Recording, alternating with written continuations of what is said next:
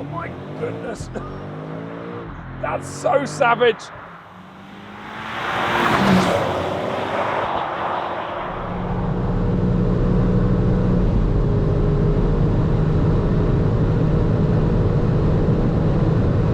Oh, it's too heavy, it's too slow, it doesn't drive well. Keyboard warriors. Hey guys, welcome to my first drive video on BMW's brand new G90 M5 Saloon. 4 months ago, I was fortunate enough to have a pre-production G90 M5 out at the Salzburg ring. What I did discover in the short time I had that pre-production car was how good it felt, especially when you know it weighs just over 2.4 tons. We will get onto its weight a little bit later. Thankfully, I have this production-ready individual Grigio Telesto M5 Saloon for the next couple of hours. Before we take it out on some of the gorgeous roads that surround us and the Autobahn a little bit later, I want to run through a few headline figures. This is the 7th generation M5 and it's the first hybrid version. BMW call it an M hybrid. It starts at £111,500 in the UK for the Saloon, and you're going to pay an extra £2,000 to have it in a touring. I will be doing a separate video on the touring tomorrow, so keep an eye out for that on the channel coming very, very soon. As with the majority of new makes and models these days, the M5 has grown in line with the new 5 Series. It's over 5 meters long and almost exactly 2 meters wide. It has a staggered wheel setup, 20-inch on the front axle, 21 on the rear. This particular press car, thankfully, is fitted with Michelin's Pilot Sport S5 tyre. They're also star marked, meaning that Michelin and BMW have specifically made this tyre for this car. Compared to a regular 5 Series, this is 7.5 centimetres wider on the front axle and almost 5 centimetres wider on the rear axle. And as you can imagine, this has a number of unique M5 panels compared to a regular 5 Series. The front end, for instance, looks completely different, as does the rear end with the trademark quad exhausts. This particular car is also fitted with the massive optional carbon ceramic brakes. I'm sure they will help me slow down a bit later on when we take it out on the Autobahn. Under this bonnet, we'll find BMW's S68, which is their latest 4.4 litre V8 twin turbo. It produces 585 horsepower and 750 newton meters of torque. But remember, this is an M hybrid, meaning it can run on electric energy only, up to 43 miles in fact. And that motor produces 197 horsepower and 450 newton meters of torque. Before this combustion engine even has to fire into action, this car will do up to 85 miles an hour on electric energy only. But when this combustion engine does fire up and work alongside that electrical motor, well, this car produces 727 horsepower and a maximum torque figure of, wait for it, 1,000 Newton meters. All of that power and all of that torque runs through a ZF 8-speed automatic gearbox and is fed to the ground via BMW's M xDrive system. They claim this 2.4 ton Saloon will do the 0 to 62 sprint in 3.5 seconds. They also claim it will do 190 miles an hour, providing you tick the M driver's package option, which this particular press car has. So hopefully we can get somewhere close to that a little bit later. Before we jump inside, let's address the elephant in the room, the weight of this car. It's 2,435 kilos, probably 500 kilos more than you and I want it to be, and 500 kilos more than BMW M want it to be. But you need to realize that to produce a car like this in this day and age, it needs to be a hybrid, or it would cost the manufacturer too much in fines, and therefore it would cost us twice the money and nobody would buy it. They could have used the Mercedes strategy and put a highly strung 2-litre 4-cylinder in there with a more powerful electric motor. But once again, would anyone have bought that? And once again, that would have probably only saved, I don't know, 50 to 80 kilos. So you need to realize that although none of us want a 2.4 ton M5, that's just the way it is. And really, the proof is in the pudding. Jumping inside, and surprise, surprise, it is a fantastic driving position. I feel comfortable and I feel nice and cocooned. Although these red and black seats do contrast relatively well with the Grigio Telesto individual paint, I have to say I'm not the biggest fan of the shade of red and the fact that it continues on into the door. It's just too much for me. Maybe, on the other hand, Mr. Tony Lewis would absolutely love it.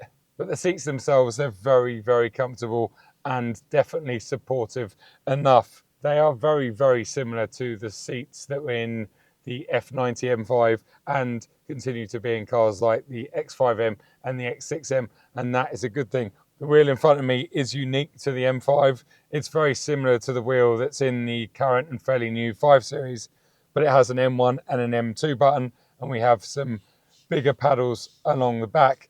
It feels nice to touch, but for me, it's just a bit too chunky. It's a little bit too girthy. Behind that, we have the now familiar curved display, and it's running operating system 8.5. Down here, well, we've got a few extra buttons for this M5 M Hybrid, but before we get to them, it's great to see that the iDrive controller is still there. We have the gear selector here, few shortcut keys to media, telephone, nav, and the homepage. We have a volume controller there as well, which is good to see. And then when we go down into setup, it's a bigger setup menu than, let's say, you'd find in my M3. So we've got drivetrain, energy recovery, so the regen essentially, drive logic, chassis, steering, brake, MX drive, and M sound. And of course, you can configure your M1 and M2 button for your favorite settings. We have the M mode button, which, by the way, in modern cars like this that have all of those annoying bings and bongs, whether they're speed limit warning bings and bongs or whether they're lane departure things or whatever, if you press the M mode button and you put it into sport, it essentially deactivates pretty much everything. So that's quite a nice shortcut key to get rid of all that and just crack on with driving. Above the M mode, we have M Hybrid. If you press that, we have 5 different modes. We have Dynamic Plus, which is essentially the most aggressive mode. Then Dynamic, Hybrid, which is like the default mode. Electric, which you guessed it, is electric only. And the last one is E-Control.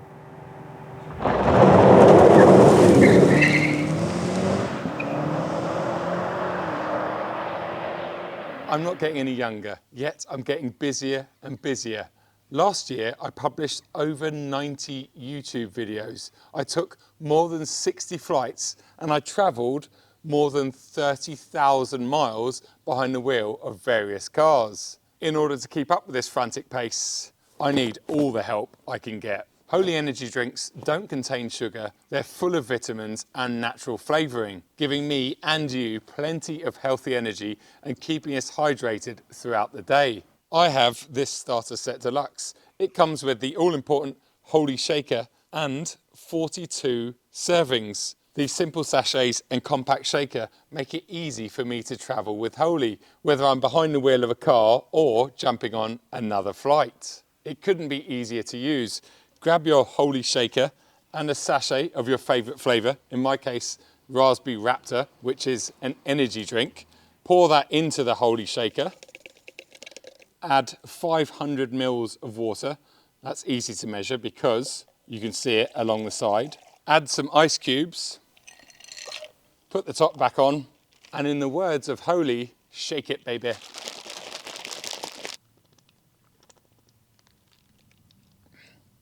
Oh, yum. Make sure you stay hydrated and energized using the link in my description below. Use Joe Achilles 5 to get £5 off your first order. And then simply Joe Achilles to get 10% off all future orders. I'm going to start this driving piece with everything knocked back into comfort and the drive mode in hybrid. I want to tell you what this car is like as a 5 Series, not as an M5. What's its ride quality like? Well, there's a caveat. You look outside, that road and tarmac looks pretty good. That's because, well, it is pretty good. We're in Germany.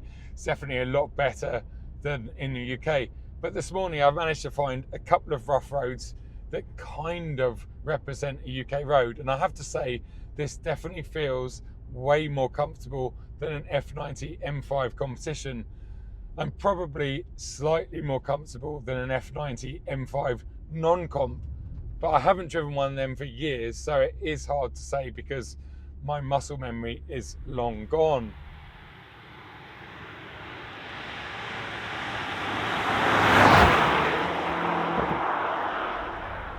For the first time ever, they've fitted rear axle steering to an M5. What does that mean? Well, at slower speeds like this, we can turn around in a very small space. And of course, that's helpful if you live in a town or a city with things like parking, especially when, as we've already talked about, this car is over 5 meters long.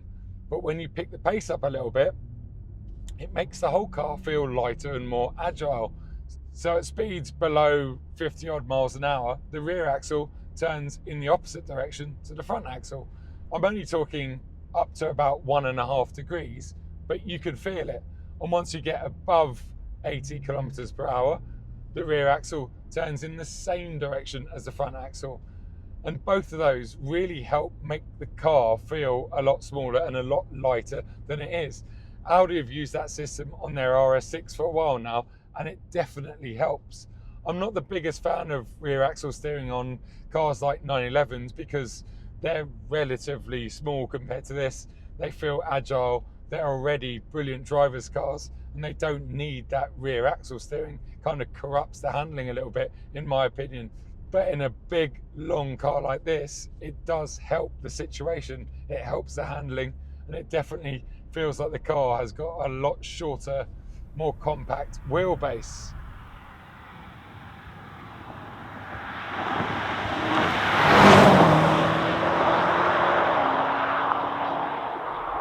Now we'll select my preset M1 button, and that ramps everything up. So drivetrain into Sport Plus, Drive Logic into Sport Plus. The chassis actually up one into Sport. I don't need Sport Plus because that's just uncomfortable. You only use Sport Plus on track like I did 4 or so months ago. Just moving from comfort to Sport, I can feel so much more of the road surface. The car is sort of instantly bumping around, and I can imagine back home in the UK, you're only ever going to be in comfort unless you're really, really pushing on. The steering I'm going to leave in comfort because, as with the majority of electric power steering setups in BMWs, you put it into Sport, it completely removes any feel. And the brake, I've got that in Sport because I like that extra assistance. It just inspires me with a bit more confidence. I'm going to pull that paddle back so I can use the paddles, essentially make it a manual ZF 8-speed, and put my foot down. The first time you put your foot down in this car, it is just insane. And what makes it more special, more interesting, more frightening in this latest M hybrid version is you don't necessarily have to be in 2nd or 3rd gear at lower speeds. You could be in, let's say, 5th gear. We're doing 40 miles an hour. Put my foot down now, and the pull, well, I can see straight away it's giving me 1,000 Newton meters of torque straight away. And that's what I'm feeling. That thrust, just unreal. Let's come out of here. I'm leaving it in 5th. We're down to 30 miles an hour. Put my foot down. The thrust. It's just unreal. That S68 on its own doesn't really lack torque or low down torque, but when you combine it to the electrical motor, it's just effortless. And once again, a bit like the rear axle steering and all the other trickery that they've worked on with this chassis, the engine and the running gear, or the hybrid system, should I say, that also tricks your mind into thinking this car weighs 1,800 kilos. It doesn't surely weigh 2.4 tons. It's just impossible. The way it gets up and goes is just like nothing else I've ever driven.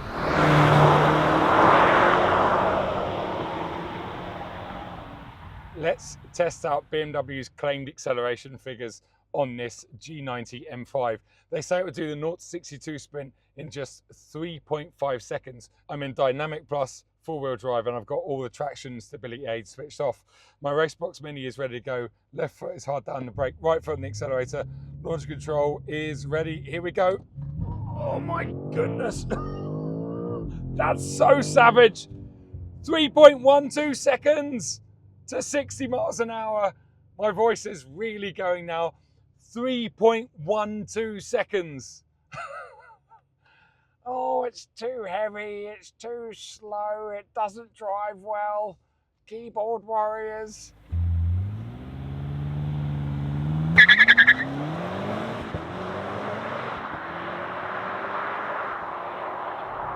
Something I've noticed in the couple of hours of driving this today is just how wide it feels. We know it's basically 2 meters wide and it does feel every inch of that. It's going to be interesting to drive a right-hand drive UK press car when I get back, because our roads aren't anywhere near as wide and easy to navigate around as these ones out in Germany. So that might be something to consider. It's definitely an issue that a lot of modern sports cars or super saloons suffer with, but this definitely feels wider than something like Audi's RS6. Earlier on, I took this out on the wonderful German Autobahn and managed to find a couple of gaps where I was able to stretch its legs a little bit. So why don't we rewind to that, and then you can join me back here for a conclusion.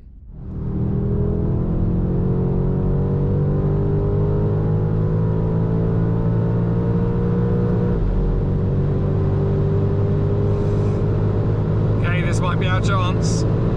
There's 270, 280, we've got a big headwind. That's 290, it's 300,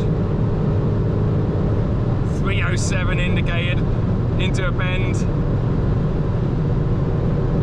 Pick the throttle back up again here. Wow, now we're going uphill and we're into traffic.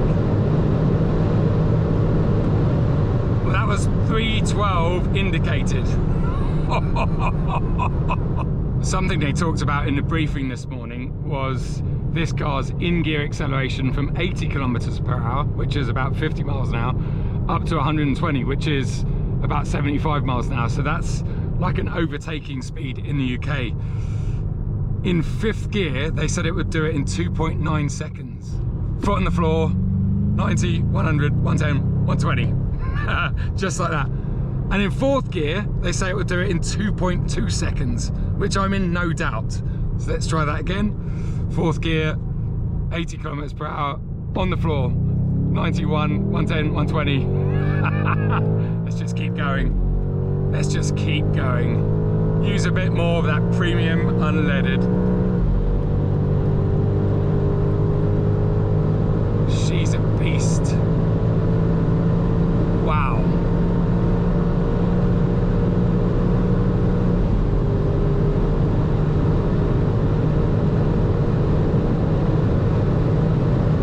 That is the limiter. That is the limiter. Indicated 312, and it actually hits a limiter.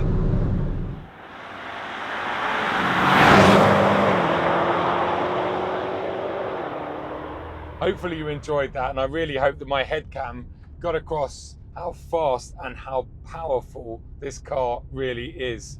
Above 100 miles an hour, it's on a completely different level to something like an M3 or an M4. It is ballistically fast, and as I mentioned, when we got to an indicated, I think I worked it out to be 195 miles an hour, we definitely hit a limiter there. And I'm in no doubt that this car is capable of well over 200 miles an hour, probably 205, 210, which is just insane when you think about it. It's a big, comfortable 4 or 5 seat luxury car.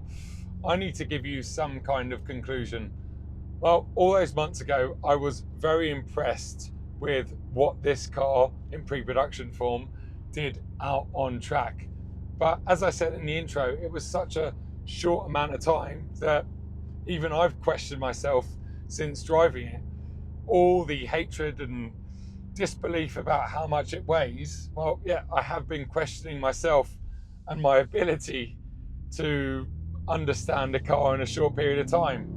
But having this one for 4 or 5 hours today, I can confirm that it is incredible. It is so capable, so fast. It does everything so well, all the while being very comfortable, very luxurious, very practical.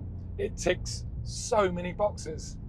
And that's what the M5 has always been about. This is just a modern version of the M5 in the past. And sure, we all love cars like the wonderful and compact, especially compared to this E39 M5. I mean, perfection. V8, manual box, beautiful to look at, really lightweight compared to this. But, you know, that car is really old now. Times have moved on, legislations and rules have moved on, more importantly. We can't sit there and throw stones and rocks at BMW because they're just ticking the boxes that they need to tick in order to still sell cars like the M5. So drive one before you slate it if you are in the market for it.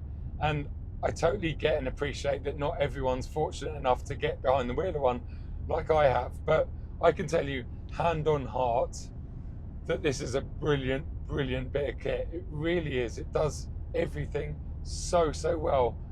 And well, we're just going to finish with one more cheeky acceleration because I still can't get my head around how fast this car is. Let's just get around here, make sure we got a nice clear section of road. We have. Let's go from third gear. I'm not going to talk numbers because they might be a little bit naughty.